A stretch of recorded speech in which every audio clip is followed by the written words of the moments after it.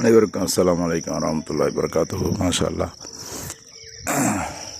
வீசு வலையில் குளத்தில் கிடைக்கக்கூடிய மீனை பார்ப்போம்.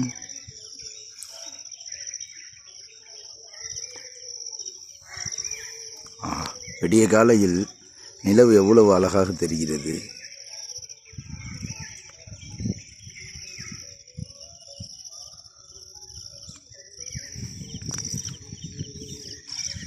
ஒரே ஒரு மீன் தான் மாட்டிருக்குது. மாஷா அல்லாஹ், மாஷா அல்லாஹ். எப்படி ஒரு அழகான இயற்கையான காலை நேரத்தில் மிக மிக அற்புதமான ஒரு காட்சி.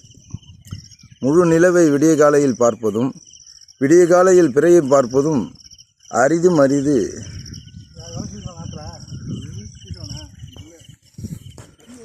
பாருங்க எவ்வளோ பெரிய குளம் பார்த்தீங்களா. இக்கரையில் மூழ்கி அக்கறை வரைக்கும் போக முடியுமா? மூச்சு தம் கட்டி நாம் அப்படி தான் போவோம். சிறு வயதில் 5 வயசுலேயே நாங்கள்லாம் அப்போவே அப்படி இப்போ சொல்லவா வேணும் அப்படிங்கிற மாதிரி.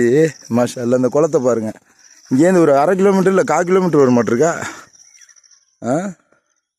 மயில் சத்தம், குயில் சத்தம், அடா அடா அடா அடா அடா அடா. என்ன ஒரு அற்புத காட்சி.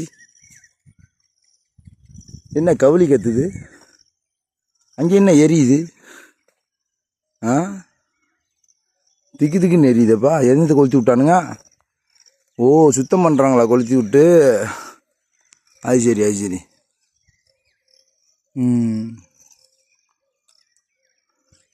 பண்ண மரங்கள் நிறைந்த பசுமை நிற காடு. மீன் வலைய வீச போகிறாரு. அங்கே போய் பார்க்கலாம். அண்ணன் வலையை வீசிட்டாரு. வீசுறதுக்கு முன்னாடி நம்ம போயிருக்கணும். பன்னம்பழமா? ஆமாம். இதை பார்த்தீங்களா, செம்பழமாக ஒரு பன்னம்பழம் கிடச்சிருக்கு.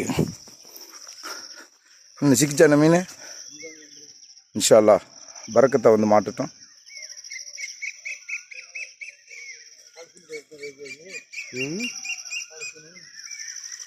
அட என்னென்ன 3வது வலையிலேயே மீன் சிக்கல. 12 ரூபா வருமா இந்த வலை? நேற்று நம்மகிட்ட ஒருத்தர் சொன்னார் 4000 ரூபா கொடுங்க பின்னி தரேன்னாரு. ஃப்ரெண்டு ஒருத்தர். இல்லை இல்லை, இது நீங்கள் பின்னி தரீங்களா இல்லை வாங்குறதா? இப்போ நீங்கள் பின்னுறது இது? அதான் ரேட்டு ஜாஸ்தி வர்றீங்க. அது என்னென்ன முதலையா? இதான் இந்த சென்டரில் இல்லைன்னு நீங்கள் எப்படி சொல்கிறீங்க? உள்ளே படுத்துருந்துச்சுன்னா அப்படியா? யாருக்கு தெரியும்? அம்மா பெரிய குளத்துக்குள்ளே அதுக்கு வந்து படுத்துருக்க வாய்ப்பு இருக்குல்ல. இங்கே பார்த்தீங்களா, பாயுளை எவனோ கடிச்சிட்டு போட்டான்லாட்டிருக்கு. பரவாயில்ல, நல்ல செவந்த பழமாக ஒன்று கிடச்சிருக்கு, கருத்த பழமாக ஒன்று கிடச்சிருக்கு.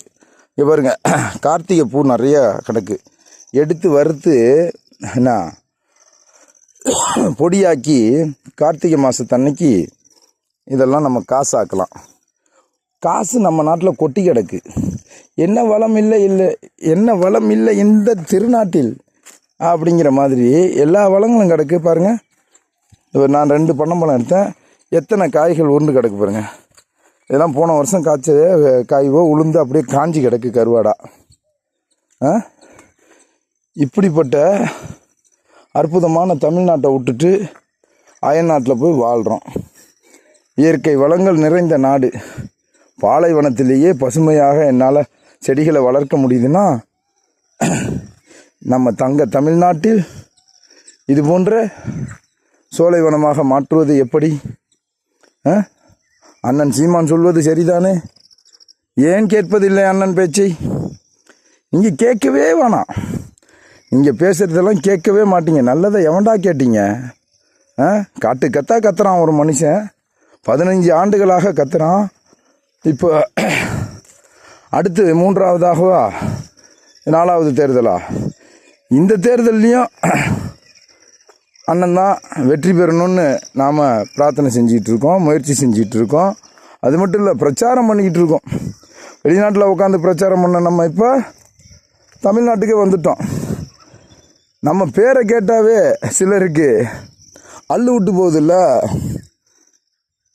எங்கடா அது வாத்து சத்தம் கேட்குது. பாக் பாக் பாக் பாக் பாக் பாக் பாக் பாக் பாக் பாக் பாக் பாக் பாக் பாக் பாக். குயில் சத்தம், மயில் சத்தம். இப்படி இப்போ காலங்காத்தால எல்லாம் இழுத்து போத்தி தூங்குது. நமக்கு தூக்கம் வர மாட்டேங்குது. என்னடா ஆகுது, நாட்டு மக்கள் நாசமாகுது. காலையில் படிக்க போகிறேன்னு எல்லாம் படப்படன்னு கிளம்புது. என்னன்னு கேட்டால் ஃபீஸ் கட்ட பணம் இல்லைண்ணே, ரெடி பண்ணி கொடுங்கண்ணே. கொம்மாலா, படிப்புக்கு எதுடா காசு, மருத்துவத்துக்கு ஏன்டா பணம்? பணம் பணம் பணம் பணம் பணம் என்னடா பணம் பணம் குணம் தானடா நிரந்தரம் அப்படிங்கிற பாடலை பாட முடியுமா? இப்போ பணம் குணமாவது மனமாவது. பணம் இருந்தால் வீட்டுக்குள்ளே வான்னு பொண்டாட்டி சொல்கிறா, பணம் இல்லைன்னா வெளியே போடாங்கடா. நாம் வாங்கி கொடுத்த வீட்டில் நமக்கு அனுமதி இல்லை. என்ன செய்வது? புரிதல் இல்லை. பணம் தான் பெருசுன்னு அலையிறது. பாருங்கள், நேற்று போனேன் விருந்து, அருமையான சாப்பாடு. ஒரு பைசா காசு இல்லாமல் போனேன். 3 வேளை உணவு கிடச்சிது, அல்லாஹ் கொடுத்தான். எங்கே போனாலும் சரி, நீங்கள் பணம் தான் சம்பாரித்து திங்கணும்னு ஆசைப்பட்டீங்கன்னா பணத்தை தேடி தான் அலையணும், பாடாப்படணும். குணம் வேணுமென்று பணத்தை துச்சமாக மதித்து இவ்வுலகத்தில் வாழ்வதற்கு இறைவன் கொடுத்த அனைத்து வளங்களும் மனிதன் வாழ்வதற்கு, அதை காசாக்கக்கூடிய கார்பரேட் கம்பெனியை இழுத்து மூட வேண்டும், விரட்டி அடிக்க வேண்டும் என்று அண்ணன் சீமானால் மட்டும்தான் முடியும். அதை தான் சொல்கிறாரு. சொன்னால் கேளுங்க, இந்த தடவை நாம் தமிழர் கட்சிக்கு வாக்கு செலுத்துங்க. இல்லை, நான் அதுக்கு தான் செலுத்துவேன், நாங்கள் பரம்பரையா அதிமுக, பரம்பரையா திமுக. எங்கள் அப்பனும் அதிமுக தான்யா. அப்புறம் ஜெயலலிதா ஆட்சிக்கு வரும்போது எங்கள் அப்பா திமுகவுக்கு போனார். திமுகவை விட்டு டிக்கெட் வாங்கிட்டு மேலே போயிட்டார். அவ்வளோதான் அவர் மேட்ரு. சரி, ரைட்டு விடு. வரக்கூடிய தேர்தலில் நாம் தமிழர் கட்சிக்கு வாக்கு செலுத்துவோம். அஸ்ஸலாமு அலைக்கும் வரஹ்மத்துல்லாஹி வபரகாத்துஹு.